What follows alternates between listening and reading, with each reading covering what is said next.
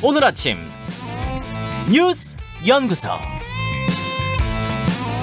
뉴스의 맥을 짚어주는 시간 뉴스 연구소. 오늘도 두 분의 연구위원 나오셨어요. CBS 김정훈 기자, 뉴스토 김준일 대표, 어서 오십시오. 안녕하세요.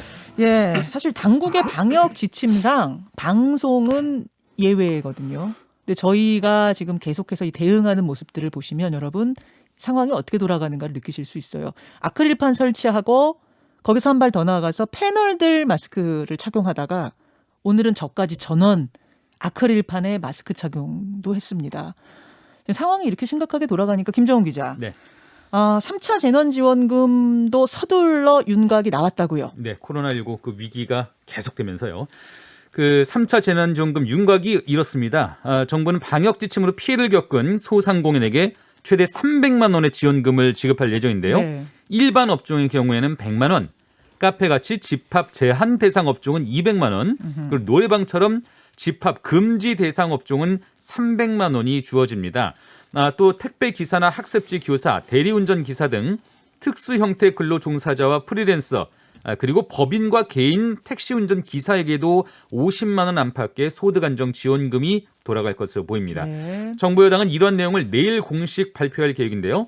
1월 초부터 지급 절차를 시작해서 설 연휴 전에 지급을 완료한다는 방침입니다.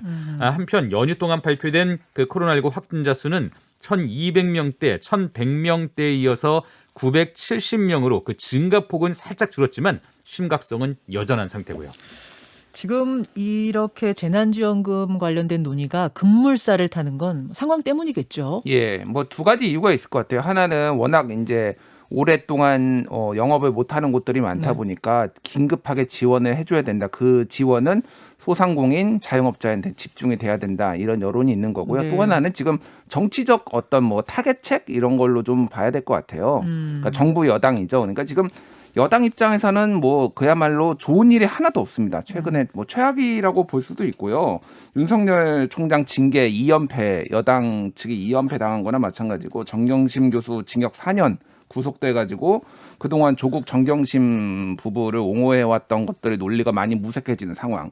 그리고 대통령 국정수행평가는 부정평가 역대 최고. 그리고 뭐 당 지지율도 두 국민의힘하고 민주당 격차가 제일 많이 벌어졌어요 지금. 그러니까 뭐 안 좋은 일만 지금 국민의힘이 추월한 채 예. 격차도 벌렸다. 격차가 제일 역대 최고로죠. 리얼미터 기준으로 역대 최고로 벌어졌거든요. 오늘자 말씀하시는 거죠. 예. 그러니까 이제 지난 목요일 아직 목요일자. 오늘자는 안 나왔고요. 아하, 예. 그래서 뭐 지금 민생에 좀 집중하는 모습을 보여야 되겠다. 그리고 재난지원금이 지급이 됐을 때는 확실히 국민들 체감도가 좀 만족도가 높았거든요. 그런 이유로 지금 지급을 빨리 조기에 결정한 것으로 보입니다. 그래요. 이게 뭐 전 국민에게 지원하느냐 아니면 그냥 소상공인 핀셋 지원하느냐 여러 가지 얘기가 있었습니다만 전 국민 지원은 아닌 걸로 가닥이 잡힌 보편 거죠. 지급이냐 선별 지급이냐 논란이 있었지만 이번에도 지난 2차 재난지원금 지급 때와 마찬가지로 선별 지급으로 했고요. 이러니까 형평성 논란이 아예 없을 수는 없어요. 아예 없을 수는 없지만은 그 형평성 논란을 하나하나 이렇게 다듬어 가면서 그렇게 하기에는 너무 좀 촉박하다는 것이죠. 상황이. 네. 그 위축된 경제 상황 피해가요. 또 이런 가운데 사회적 거리두기를 더 높여야 되느냐 이런 논의도 있었습니다. 근데 일단은 수도권에서 2.5단계, 비수도권에서 2단계 조치, 현행 조치를 내년 1월 3일까지 계속 연장하기로 했습니다. 네. 3단계 격상 논의도 있었지만 아직은 한계 상황으로는 보지 않는다라는 것이 이제 정부 당국의 판단인데요. 다만 내일 0시부터는 추가 대책도 적용됩니다. 어떤 예를 거예요? 들어서 전국의 패스트푸드점에서는 음료만 주문할 경우 매장 내 취식이 금지가 돼요. 지금까지는 패스트푸드점이 약간 그 예외적인 그런 곳이었거든요. 잠깐 그럼 햄버거랑 음료, 콜라를 같이 주문하면 상관없는데 매장에서 먹을 수 있는데 식사처럼 그러니까 식사로 가느냐 아니면 음료만 마시러 가느냐. 주문하면 안 된다. 나가야 그렇습니다. 된다. 예, 그렇습니다. 그런 그 추가 대책이 내일부터 적용이 됩니다. 근데 보통 햄버거나 뭐 치킨 먹으면서 음료 같이 안 먹는 경우는 드문데. 예, 음료만 먹을 경우에는 이제 매장 내 취식이 안 된다는 거고요. 어쨌든 뭐 이런 조치만으로 확산세가 뭐 한풀 꺾일 수 있을지에 대해서는 염려의 목소리가 크네요. 예, 오늘 그 영국에서 발생된 이 바이러스 때문에 또 고민하고 있는 방역 당국 또 우리들의 걱정도 큰데요. 2부에서 백신 전문가 한 분이 나오세요. 그분에게 요 영국발 위험에 대해서는 또 진단을 해보기로 하고 우리는 두 번째 과제로 넘어가죠. 네.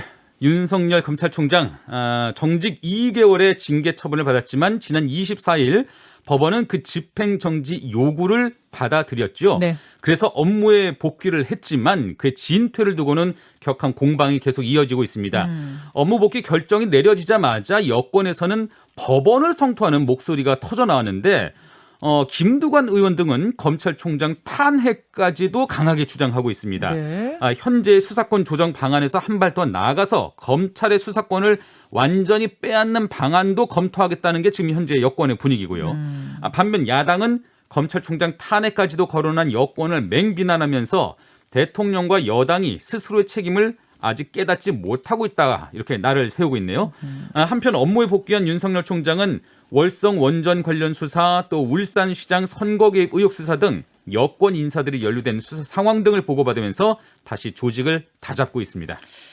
김준일 기자. 예. 12월 24일 밤 법원의 인용 결정이 나오고 예. 양측의 반응, 이 연휴 사이에 나온 양측의 반응을 보면 그야말로 극과 극이에요. 예.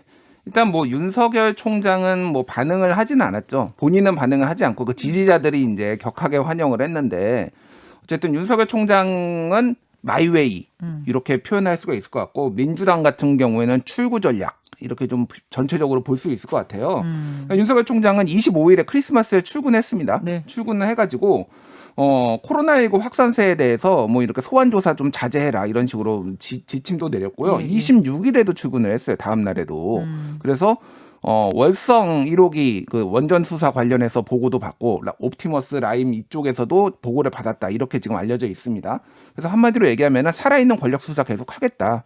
마이웨이 내 길 가겠다. 그리고 본안 소송도 계속 다투겠다.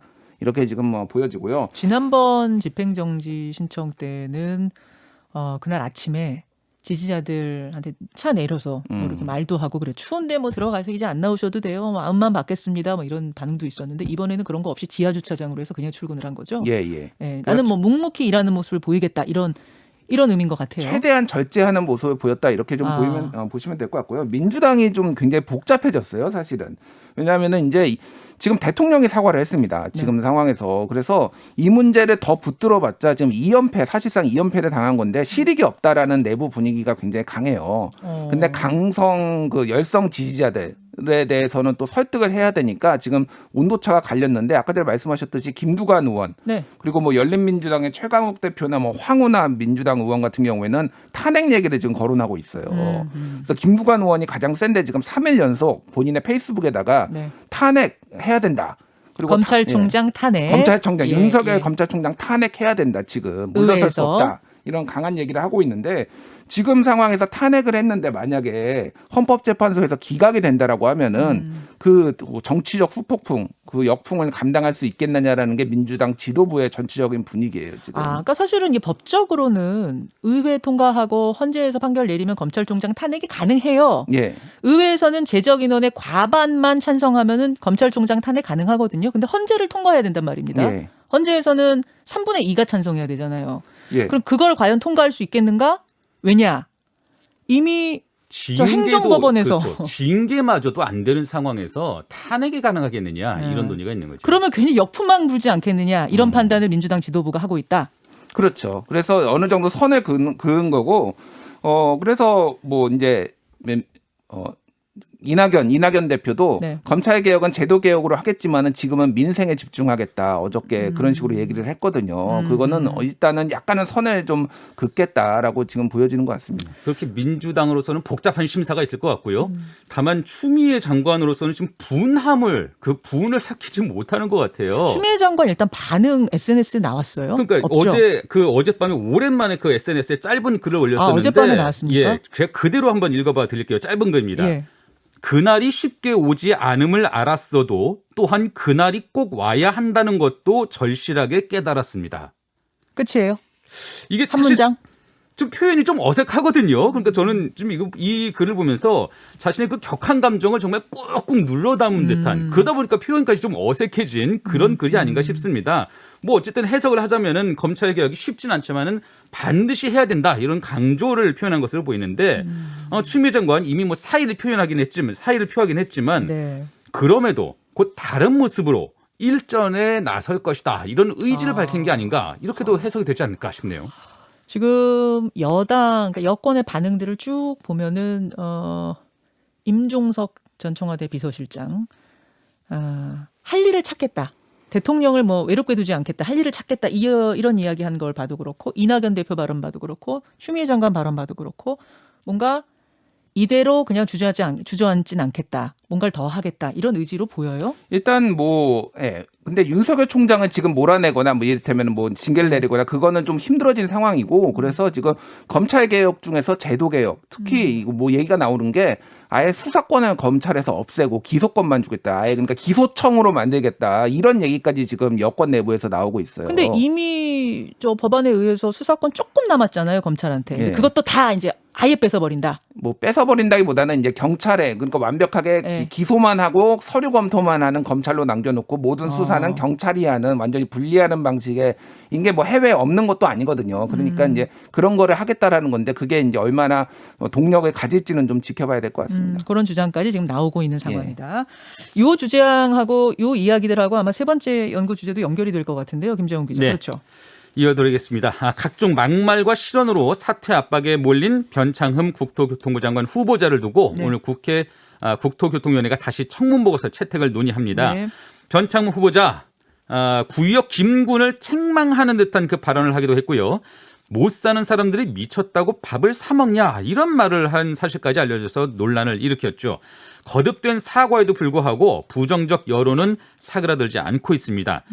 또 야당은 과거 그 SH, LH 사장 재직 시절에 일감 몰아주기 의혹, 특혜 채용 의혹도 제기한 상태고요. 반면에 여당은 청문회를 거치면서 의혹들이 대부분 해소됐다 이런 입장이죠. 네.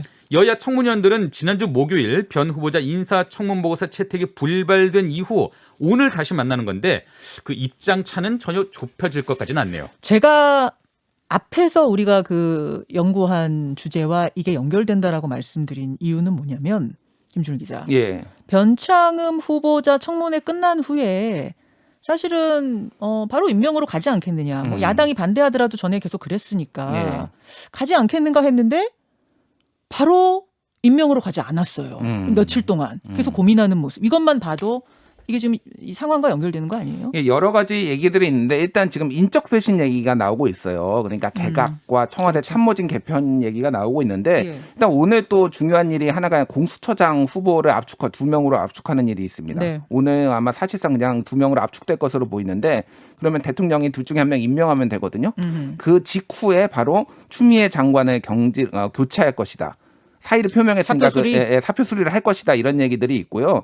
또 하나는 대통령 비서실장이 조만간 사의를 표명할 것이다. 지금 노영민 실장 이 상황이 된 것에 대해서 가장 책임이 있는 두 사람이 사실상 경질될 것이다 이런 얘기들이 있고 내년 초에는 또 몇몇 장관들까지 교체될 것이다 이런 얘기까지 지금 나오고 있어요. 인적 쇄신. 예. 근데 변창흠 후보자가 흠결이 너무 많습니다. 그래가지고 인적 쇄신을 하는데 변창흠 후보자를 남기는 것이 이게 전체적인 흐름으로 볼 때 쇄신으로 보일 것이냐에 약간 고민점이 지금 남아 있는 것 같아요. 아하. 지금. 예, 그래서 예. 그 부분은 좀 지켜봐야 되는데 그런다고 바꾼다고 대안이 있느냐? 또 똑같이 또 청문회 거치고 이러면서 잡은 마음 더 커지는 거 아니냐? 이런 고민점이 지금 맞부딪히고 있다 이렇게 보시면 될 것 같고요. 네. 지금 뭐 비서실장으로는 여러 인물들이 지금 하마평에 오르고 있는데 뭐 양정철 전 민주연구원장이나 뭐 우윤근 러시아 대사 심지어는 임종석 실장이 다시 돌아오는 거 아니냐. 뭐 이런 얘기까지 그런 지금 얘기도 있어요? 그런 얘기까지 썰만 돌고 있는데 아직은 알 수 없는 상황입니다. 예. 한번 그만뒀던 실장이 돌아온 경우가 있습니까? 저는 본 적은 없는 것 그러니까 같습니다. 그거는 좀 많이 나간 설 같은데. 그러니까 비서실장 후보군 중에 그런 분들이 거론되고 있는 거고요. 네. 근데 일각에서는 뭐 김상조 정책실장도 바꿔야 되고 그 후임에라도 좀 신선한 인물을 배치해가지고 국정 쇄신의 동력을 좀 키워야 되는 것 아니냐 이런 주장이 없지는 않습니다. 이게 받아들여질지 모르겠지만요. 결국은 뭐 위축된 지지층의 확장을 꾀할 것이냐 네. 아니면은 이미 그 강고한 지지층의 결집을 돌릴 것이냐 이번 앞으로 있을 인사가 아마 임기 말을 맞은 그 문재인 정부의 앞으로의 그 방향성을 읽을 수 있게 될 것 같습니다. 인적 쇄신에 대한 고민까지 있다는 여러분 연휴 사이에 벌어진 소식들 흐름을 한번 쭉 잡아드렸어요. 두 분 수고하셨습니다. 감사합니다.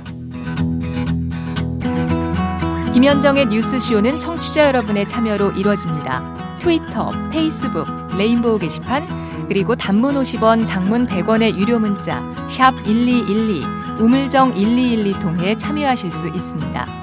김현정의 뉴스쇼 여러분과 함께 만듭니다.